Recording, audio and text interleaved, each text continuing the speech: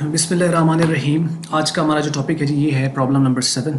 आ जाइए इसको हम स्टार्ट कर लेते हैं। और तीन चीज़ें हमें देखनी होती हैं, इशू, सब्सक्रिप्शन और अलॉटमेंट। तो यहाँ पे देखिए इशू जो हो रहा है ये डिस्काउंट पर हो रहा है। शेयर जो है वो पार पे इशू होता है, प्रीमियम पे डिस्काउंट पे। पार और प्रीमियम की पहले हम कर चुके हैं और डिस्काउंट की अब ये सातवीं प्रॉब्लम है। डिस्काउंट पे जैसे कि आपको मैंने पहले बताया कि मालियत को देखा जाता है कि शेयर के ऊपर जो असल में वैल्यू लिखी हुई है, इनफैक्ट तो शेयर होल्डर को वो कंपनी ने पे करना है जितने उसके ऊपर लिखे हुए हैं, उतनी मालियत के शेयर है। लेकिन अगर कंपनी उससे कम पैसे ले रही है तो पैसे कंपनी के पास कम आ रहे हैं, तो बाकी कंपनी को नुकसान हो रहा है। यानी उसको जो एक तरह का शेयर दे रही है वो ज़्यादा अमाउंट है, जबकि उसके बदले में पैसे कंपनी कम ले रही है, तो वो कंपनी का लॉस है। इसे कहते हैं कैपिटल लॉस। और ये जो डिस्काउंट होता है इसे फिक्टिशियस एसेट कंसिडर किया जाता है, डिस्काउंट और इशू ऑफ शेयर, और इसे बैलेंस शीट में एसेट साइड पे शो किया जाता है। अब यहाँ पे देखिए कि इशू आप पार पे, प्रीमियम पे, डिस्काउंट पे कर सकते हैं, जबकि सब्सक्रिप्शन जो है वो अंडर हो सकती है और अलॉटमेंट आपका जनरल पब्लिक या किसी को हो सकती है। इशू जो आपका डिबेंचर, ये जो शेयर इशू होगा ये डिस्काउंट पे, प्रीमियम पे किसी को भी हो सकता है। ये नहीं कि जनरल पब्लिक को, ये किसी को भी वो डिस्काउंट पर ऑफर कर सकती है, अपने डायरेक्टर्स को, अपने वेंडर को, अपने प्रोमोटर्स को। और इसी तरह प्रीमियम पे भी वो इशू कर सकती है, तो किसी को भी कर सकती है, इसके अंदर कोई रिस्ट्रिक्शन नहीं है। हाँ, अलबत्ता ये होता है कि जब कंपनी को प्रीमियम पर शेयर इशू करने हैं तो उसके अंदर कोई ख़ास फॉर्मेलिटीज़ या कोई सैंक्शंस को फॉलो नहीं करना होता, वो कर सकती है। लेकिन डिस्काउंट पर इशू करते हुए कंपनी जो है उसको बाकायदा कोर्ट से परमिशन लेना पड़ता है। और उसकी वजह ये होती है कि कोर्ट ये चेक करना चाहती है, अदालत ये चेक करना चाहती है कि इसके अंदर जो कंपनी शेयर इशू कर रही है इसके अंदर किसी दूसरी कंपनी का नुकसान तो नहीं है, कि ये इसलिए ना अपने शेयर कम वैल्यू पर ऑफर कर रहे हो कि लोग बाकी के शेयर ना खरीदें और इस कंपनी के खरीदें। अगर ये नहीं है, वैसे कंपनी के सेल नहीं हो रहे हैं, तो उसके लिए फिर अलाउ होता है। लेकिन मैक्सिमम जो डिस्काउंट कंपनी को अलाउ होता है वो 10% होता है डिस्काउंट ऑन इशू। जो आप शेयर्स के ऊपर जो डिस्काउंट कंपनी मैक्सिमम दे सकती है वो 10% होता है। अब आइए इसको मैं यहाँ से पढ़ देता हूँ स्टेटमेंट को और फिर हम इसको स्टार्ट कर लेते हैं। कहता है कि company passed a resolution in the general meeting.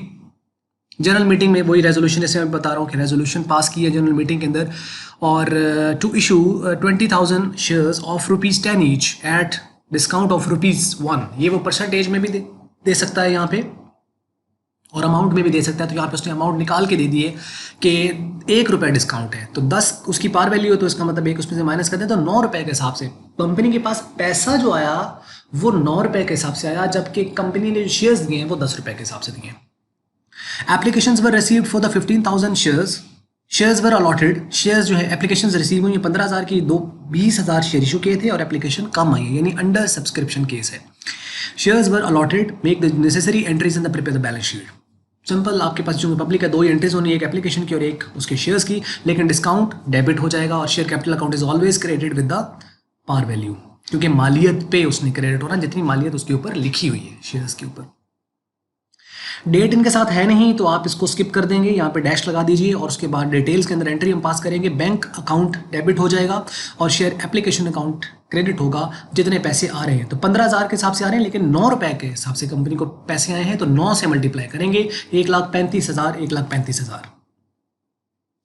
उसके बाद अगर आप यहाँ पे देखें कि शेयर एप्लीकेशन है, तो शेयर एप्लीकेशन अकाउंट जो है अब ये डेबिट हो जाएगा और इसके बदले में शेयर कैपिटल अकाउंट क्रेडिट होगा। लेकिन शेयर कैपिटल अकाउंट तो पार पे क्रेडिट होना है, तो ये तो 1.5 लाख बनेगा, तो ये तो है 35,000 की एप्लीकेशन। बाकी इन दोनों में जो डिफरेंस है वो है 15,000 का, और वो डिस्काउंट है, वो डिस्काउंट डेबिट होता है। प्रीमियम क्रेडिट और डिस्काउंट डेबिट। अब इसको इन दोनों के डिफरेंस से भी आप निकाल सकते हो, या 15,000 शेयर्स की एप्लीकेशन नहीं है तो ₹1 डिस्काउंट था, तो ₹1 को 15,000 से मल्टीप्लाई करें तब भी ₹15,000 बनता है। तो ये इस तरीके से भी आ सकता है। तो शेयर एप्लीकेशन अकाउंट आपके पास 1,35,000, जबकि discount on issue of share 15,000, जबकि शेयर कैपिटल अकाउंट 1,50,000। तो ये शेयर्स अलॉट हो गए जनरल पब्लिक को डिस्काउंट पर। अब आ जाइए इसकी बैलेंस शीट को हम देख लेते हैं। तो बैलेंस शीट में सबसे पहले कंपनी उसके लिखा हुआ है, एक कंपनी, तो आप ये लिख देंगे बैलेंस शीट एज एट, कोई डेट नहीं है तो खाली छोड़ दिया। और एसेट साइड पे बैंक 1,35, जबकि discount on issue of share 15,000, ये फिक्टिशियस एसेट होता है जिसकी कोई मार्केट वैल्यू नहीं होती। ऐसा एसेट जो उसकी कोई मार्केट वैल्यू ना हो वो फिक्टिशियस एसेट कहलाता है।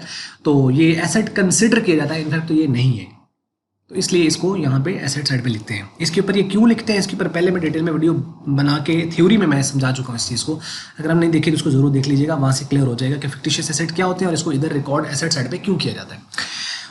इस तरफ 3 चीज़ें होती हैं, authorised, issued and subscribed. Issued, authorise उसने बताया नहीं है, डैश लगा देंगे, जबकि इशूड आपके किए थे 20,000, 2 लाख बन गए, जबकि 15,000 सब्सक्राइब हुए हैं, तो 15,000 को 10 से मल्टीप्लाई करेंगे क्योंकि पार पे लिखा जाना है इसने, 150 है यहाँ पे। तो बैंक में पैसे कम है, बाकी उसका डिस्काउंट है, दोनों 150 बैलेंस और प्रॉब्लम खत्म। ये थी आज की वीडियो। अगर आपको अच्छी लगी तो आप इसको लाइक कर सकते हैं, अच्छी नहीं लगी तो इसको करें डिसलाइक। और वीडियो देखने का आपका बहुत बहुत शुक्रिया।